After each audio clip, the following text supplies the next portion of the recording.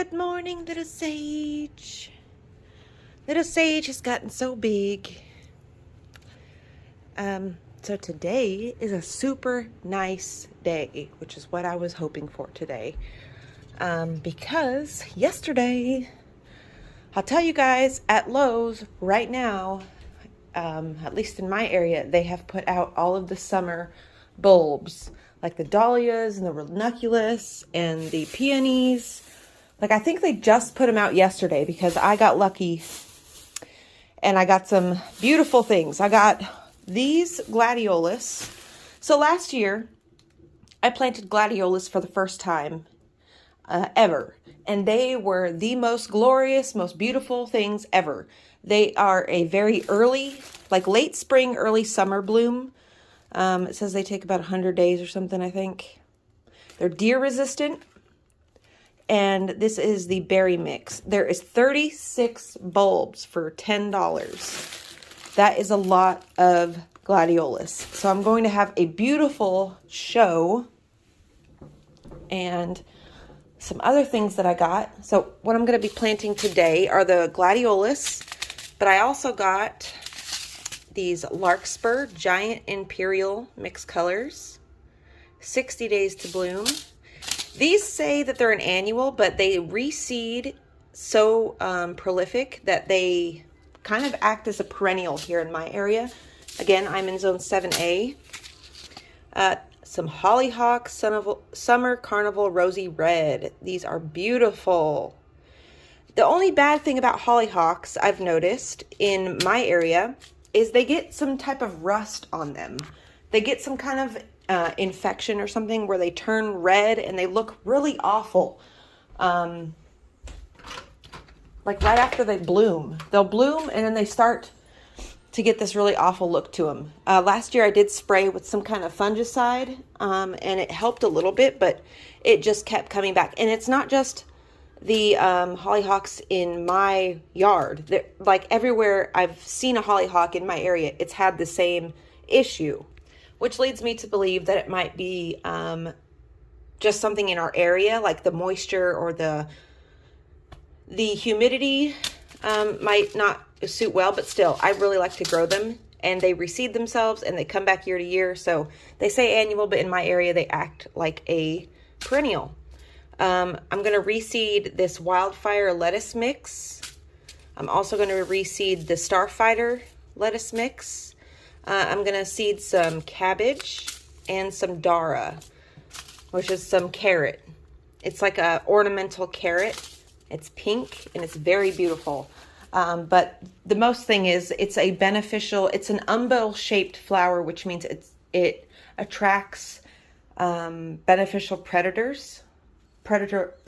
insects like lacewings and things like that. So you always want to have like an assortment of flower shapes in your garden, which is why I have the stalk flowers like the hollyhocks and the larkspur.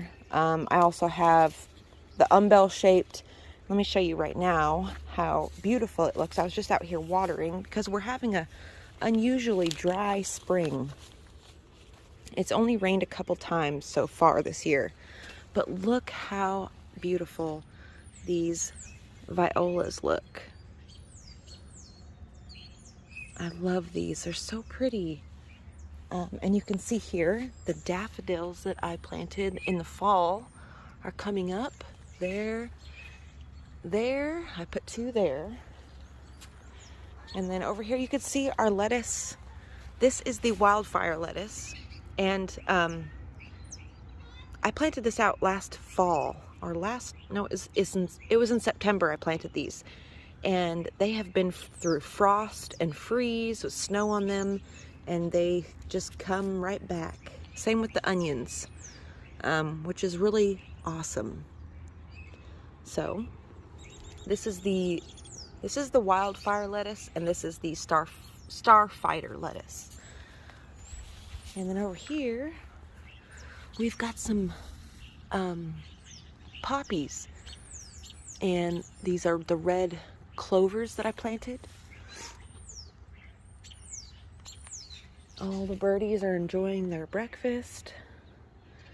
And it is a beautiful, beautiful morning. I gotta move this tree today. This weeping cherry, because the roots are, I've already told you guys, but look here. All of the daffodils and the irises. This is a garlic right here. This is a blue flag iris. I put a bunch of blue irises in here. I used to not like irises, but I don't know, they're kind of growing on me. And then you can see here just all the daffodils. They just line the whole area, and they swing all the way around, and they just line this whole bed. And I am excited to see those. Oh, look, they've already got flower heads on them. Oh, so exciting. Those just came up because yesterday they were not there. So these are the white, and they're white. The outside is white, the inside is orange, and they're like a double flower. So they'll have like really frilly blooms. So excited to see those. Oh, so exciting. And then over here, I'm gonna plant the larkspur up here. You can see we got lots of bachelor buttons. These bachelor buttons, you guys, are growing like crazy. We've got a little guy there. I think that's either a dead nettle or a henbit, just growing out of the wall. We're gonna leave him there. So we've got a lot of clover in here. We've got some other things that I've planted. There's gonna be a lot of stuff coming up here soon. But this bed looks so much better now that I've cut it. Oh, I did put this rose out here. I forgot about that guy. He'll be cold for a little bit, but he'll be okay. Let's see if anything is up here is coming up. Lots of clovers. Daisies are coming up. Oh, look here. The blue flax. The blue flax is starting to regrow. This stuff, these flowers are so pretty. And these were just like a by accident type seed, because I don't think I seeded these on purpose. I think they were either in a wildflower mix that I put out. I'm thinking that's what it was, because I don't remember seeding those, but they are a wonderful addition to the garden. Okay. Let's go back to the backyard.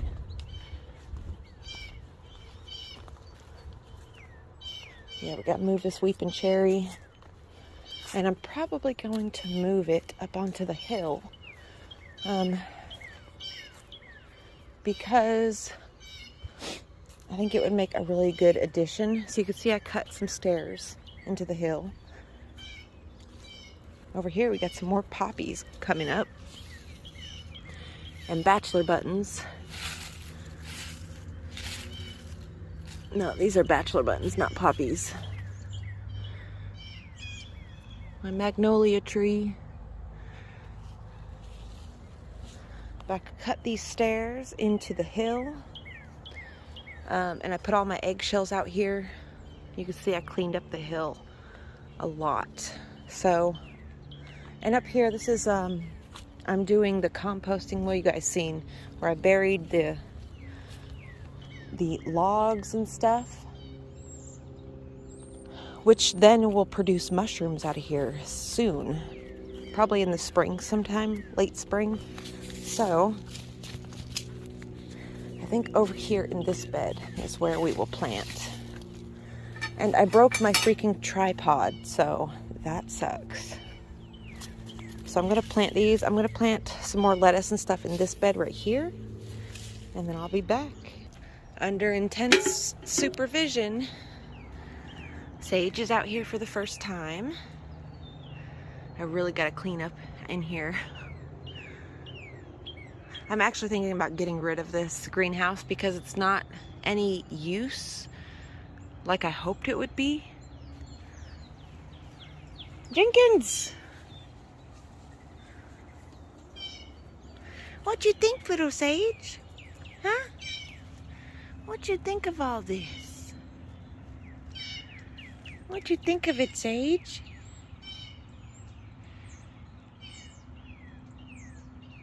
It's okay. It's okay, kitty. It's okay, little kitty. It's okay. Come here. Look at this. The kitties are outside. The little kitty's outside for the first time. So exciting. Little Sagey. Come here. Yep, go back in there.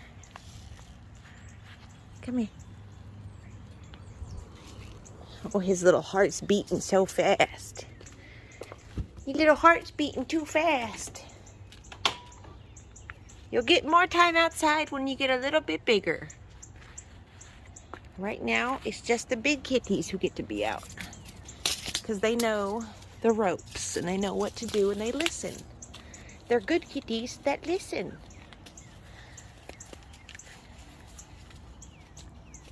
Okay, let's plant these seeds.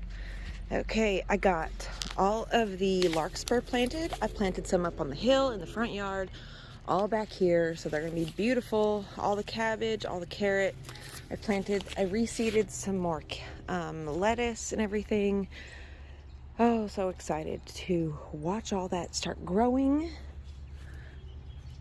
I'm gonna take a little break and then we will come out and plant the gladiolus. Well guys, it's the next day.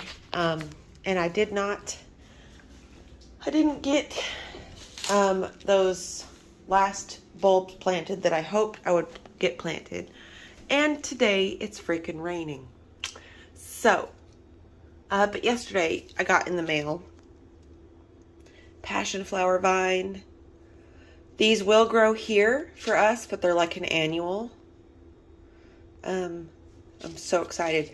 So I'm planning on growing these on the new arbor that I bought, that I still have not put up yet. The arbor is still sitting there in the box. So when spring comes, we're going to be setting up the arbor down there at the end of the walk, because these passion flower vines need 6 to 8 hours minimum of sunlight. And that is the only place, it's the only place in the yard, really, that gets that much sunlight. So, here's my two kitties. Jixie. Oh my goodness, Jixie. And little Sage. I bought Sage a little tent. I bought that for both of them. But yeah, I hope you guys enjoyed today's video. Let me give you a little look at all the plants. For an update on my life, basically, reason I've not been making a lot of videos, I am going through another depression thing. You guys know. You guys, if you followed me for any amount of time, you guys know I've got severe BPD, clinically depressed, all the things, and it's really hard to, you know, go through my day to day without letting it affect me. So, you know, but I'm still doing school. I just finished my last textbook, which was the prescription foods, and now the next textbook that I just got is homeopathic medicines, safe and effective remedies for you and your family, with a new introduction by the authors and updated resources. So that's my new school book that I've got to read. Haven't started it yet, but I have kept my grades all at an A. I am super proud of myself, because a lot of times I will, I'll catch myself trying to like just skirt over things and like not read the whole passage of what I'm supposed to, and then I end up getting a few wrong. Like my last degree that I went for, which was the garden and landscaping, I did that a lot, and I vowed to myself, I was like, I am not going to do that this time. I'm really going to try really, really hard to graduate with a 4.0 GPA. And so far, let me show you.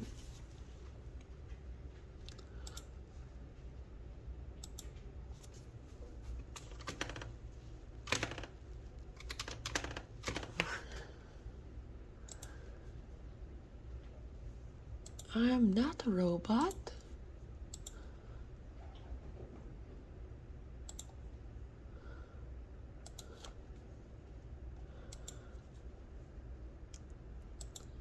Just want to show you really quick. Hold on. Well, I was trying to show you, but I can't remember my password to my thing right there. I got it on my phone, and I can't remember it. But anyway. Jigsy, what are you doing, you beautiful cat? Yeah, everything's good. There is another update, though. Mark and I don't think we're going to be moving in together. You know, same story. It's just the same thing. You know, Mark was pretending to be somebody that he was not. And I kept feeling that, which is why I kept fighting with him. I kept feeling that he wasn't being truly honest with me and that he was doing things like just to do them for me. He wasn't actually doing them because he wanted to. And you know, I do not want favors. And I do not want help if it's not from a loving place. You know, if those favors and those things are thrown up in my face every time we have an argument, then they're not worth accepting in the first place. And this story I had of who I thought we were as a couple was all bullshit. It was a story I was telling myself that he wasn't telling himself, you know? Like we were on two different pages of what we were doing together. And, you know, he finally came out and just said who he actually is and what he actually thinks. And I can't stand people, like, really, do yourself the biggest favor you can. Get to know yourself and stick by it. Don't play along with people. Don't lie to people because you want them to be in your life, because you know if you tell them the truth, they're going to make different decisions. Just don't do that to people. Be honest about who you are, what you want, what you expect, and fucking stick to it, because that way you won't hurt people as you go through life, and give people false hope of the things that you're promising them. You know, it's just, it's like the lesson with my father all over again, where I had to learn at a very young age that what people say and what people do are two different things. And never listen to what they say if it doesn't match what they do. So I love you all very much. We're not going to let that dampen our spirits. We're not going to let that get us down. In fact, I feel like a weight has been lifted off me after I came to that conclusion and decision. I still am going to be doing his garden. I just won't be moving into that house with him. For as of right now, that's not going to be an option. If we can get to a place where we are more like family and not emotionally entwined, then I probably will move in there. But as of right now, it's a no-go. So, if anything changes, I will definitely let you guys know. And yeah, I love you all so much. And I will see you when I get the energy to make another video. So, stay tuned. If you want to follow me on Instagram, you can at The Hidden Shaman, or at _hidden_shaman. Or you can follow my Facebook at Jennifer Norris, Norris. So yeah, I love you all, and I'll see you in the next one.